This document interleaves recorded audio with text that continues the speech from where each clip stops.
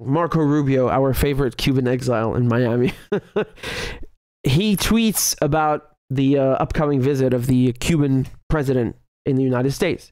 And he says that it is insulting that Cuba's dictator, remember, always everybody who doesn't do as they're told is and doesn't behave like a good poodle, always a dictator. Rashad, that's a dictator. You're the dictator. He's the dictator. So he says it's insulting that Cuba's dictator will be allowed on U.S. soil to attend the UN's General Assembly. The State Department designated Cuba as a state sponsor of terrorism. Oh, really? Oh, I didn't know sending doctors to help other people was terrorism, but okay. And has sanctioned the heads of military agencies for their crimes. The United Nations shouldn't host this human rights abuser. You do know that as a head of state, you can go pretty much wherever the fuck you like. You have diplomatic immunity and protections afforded to you under the Vienna Convention. Is this guy ignorant? I mean, ignorant is too kind for him. You know what I find insulting, honestly, is that this man does not even understand how state visits work or how the UN General Assembly works. And honestly, I find it insulting that the UN General Assembly has to take place in the United States, right? I mean, again, most people in the United States are lovely people. It's just that the politicians and the political class and the business elites and corporations give zero shits about international law, about the UN, about the UN Charter. Zero shits. Probably less turds than anybody else. That is how much they disrespect the United Nations Charter and human rights, as Mr. Rubio wants to bring up. So I find it insulting that the UN General Assembly, all the heads of state of the earth, have to confer over there. They probably didn't put it in Washington because it was too stinky, right next to all these spooks from the CIA. Well, that's in Virginia, but the DOD and the White House and so on. To put it all the way in New York.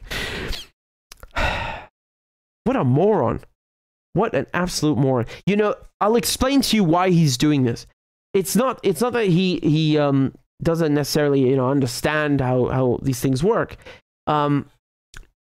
The thing is that exiles, wherever they're from, whether they're Syrian exiles, Iraqi exiles, Venezuelan exiles, Iranian exiles, or Cuban exiles, they all toe the same line. Like they will, you have some of them. Okay, let me put it this way: you have some of them.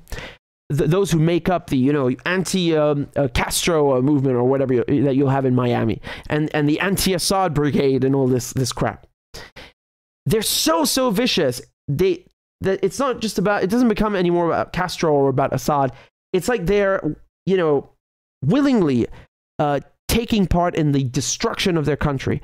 When you're Syrian and you support sanctions on Syria, I mean, you cannot say you love your country. First of all, the sanctions do not touch Assad. Assad, like his standard of living, literally zero, nothing changes whatsoever. Nothing. What does change is the infrastructure, the standard of living for everyday average Syrians. That plummets. I mean, just the other day, Jesus Christ, man, hold on. What was the exchange rate? 100 euros. It was over 1 million Syrian pounds. Please, tell me this. I mean, I cannot believe this. I cannot believe this. And of course, if you look up the exchange rates, those are not a good guide because the exchange rate on the black market is really what matters. The official one is irrelevant. No one, you can't really use it the same way. So actually, when it comes to exchanging or dealing in foreign currencies, I mean, what? This is unbelievable. I remember $1 or €1 would get you about 65 lira. Lira is a Syrian pound. $1, or let's say €1, 65. Of course, it would fluctuate. Sometimes it would be 70, 68, 60. Doesn't matter. It's in this ballpark. Okay. So, I mean, logically, 100 in this case, I mean, that should net you 6,500 Syrian pounds, right? So 100 euros, 6,500 Syrian pounds. Not a million. What is going on? Like, this is really, really bad. I mean, even, this is not new. The currency has gone to crap for a while now, but this is something else. And 90% of Syrians live in poverty, right? 90%. I mean, it's heartbreaking, you know. It's really heartbreaking. So I don't understand how people can willingly, you know, help destroy their own country and allow themselves to be used as tokens, you know. Like, it's disgusting. And this is the same exact dynamic with Cuba. You have people, exiles from Cuba, who are in Miami or Washington, and participate and work with the US government to destroy their home country. And they rationalize this to themselves by saying, oh, well, no, this is anti-Castro. This is anti-communist. No, not really. It's anti-Cuba. You are screwing your countrymen and compatriots if they will even accept you as that anymore. Same thing with Iran. You have some people who are so anti-Iran that they will support anything, you know, any sanction, any attack, whatever it is. And when I say attack, I mean the, you know, things like MEK and Mossad and so on. They don't care, right? And it's sad because they don't see or understand. I don't know what it is, but the reality is that, you know, the sanctions hurt everyday people. The government, you know, when you're a head of state, and that's usually who they sanction, they'll go after, you know, ministers and your cabinet and so on. But if the sanctions are against, you know, the Syrian president, the Cuban president, whatever, their standard of living, their life does not change. They're running the country. Do you understand? So it's not going to affect them. You know, I remember they even sanctioned Assad's son, who was not even 18. He doesn't even have a fucking bank account. What are you sanctioning? His iPod? Like, what? This is how ridiculous this is, you know? But again, you must understand that it's the sanctions they have secondary, or shall we say, domino effect, right? So if he's sanctioned, well, I can't deal with him.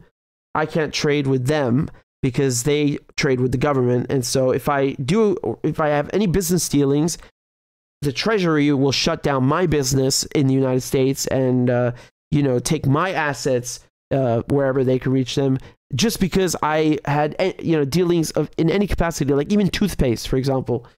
Even toothpaste. Banned.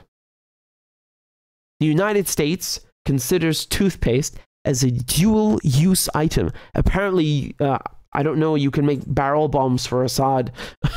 You can make chemical weapons for Assad to use in Ghouta, you know, or Douma at will with Colgate toothpaste. Beware. Oral-B works best. What the fuck is dual-use toothpaste? I mean, this is beyond childish, right? And they'll have these, like, you'll have these disgusting idiot, you know, poodles who say, well, no, actually, if you read the sanctions, they act like, you know, we haven't fucking read them a million times. If you read the sanctions, there's a clause, there is a special, you know, privilege for humanitarian aid and for NGOs and for, you know, food and basic necessities to go through. Yeah, once again, I don't care how many exemptions you make. They are literally worthless. An exemption, yeah, it looks nice on paper. Like, oh, okay, this can go in, food. You know, thank you, my liege, for giving me food. But in reality, nothing works anymore. I mean, like, let's say you want to pay a trader for bringing in Colgate toothpaste, okay? Okay, let's pick something more essential. A country like Yemen, most of the food is imported, right?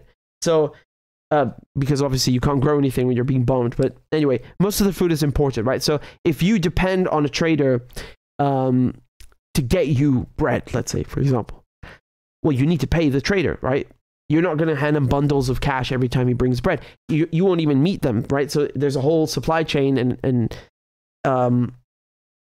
many steps to go through. So you want to pay the trader for bringing you bread. You can't, because the bank, Yemeni bank accounts don't work. You can't interact with them in any way. And also the trader is not even going to want to deliver bread anymore or take your money, because they know that the United States government is going to punish them and steal their money, even maybe imprison them for dealing with you in any capacity. Now, with Yemen, the Biden administration, they sort of dialed back the Pompeo and Trump sanctions that they put on just a day before leaving office. But I mean, when it comes to Iran, Syria, Cuba, the sanctions are exactly the same.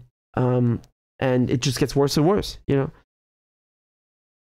People like Marco Rubio, they are not doing, people in Cuba any favors. These, like I said, you have some exiles, not all, but a tiny minority of exiles who are so vicious and militant, like they don't care. They will support anything that they think hurts the government that exiled them, or that the government they don't like. But in reality, they're just hurting innocent civilians. They have nothing to do with any policy decisions or politics. Nothing. 90% of Syrians live in poverty. What the hell does that have to do with Assad? Is Assad one of them? Does he count? No. The idea is actually to make people suffer so much, right? Like what I just told you, 90% in poverty. Oh my God, there must be rioting, surely, right? Surely someone must oust the president and, do away with the vicious regime that has brought upon the wrath of the mighty Blinken and his friends at the Treasury. No, that doesn't work. I don't know any example of sanctions that actually worked. And if they did work, they were still immoral and illegal. These are measures that are approved inside the United States, and outside the United States, they're worthless. They're fucking worthless. They have no legitimacy whatsoever. Unfortunately, even though they're illegal under international law, people outside the United States, because they're afraid, because they don't want to take the time to go through the red tape, basically it's too bureaucratic for them to even deal with. They just say, no, thank you. I'm not going to deal with Syria or Iran or Cuba or Venezuela. Even if they're, doing something completely innocent, like I said, toothpaste, bread, whatever, doesn't matter. This is how a country suffers. But, it's illegal and it doesn't work. If the goal was to, make people suffer so much that they get rid of the president, did you see anyone rise up against Castro except the Bay of Pigs, which was a complete shit show? I mean, Castro was alive and well, for decades and decades and decades. You couldn't touch him. The blockade on Cuba is still there, apparently. I don't know why. Didn't achieve much, did it? But, good on the Cubans. Good on the Cubans, because despite the sanctions, look what they do. They send doctors. They don't send soldiers and armies to invade. They don't send bombs. So, they send doctors.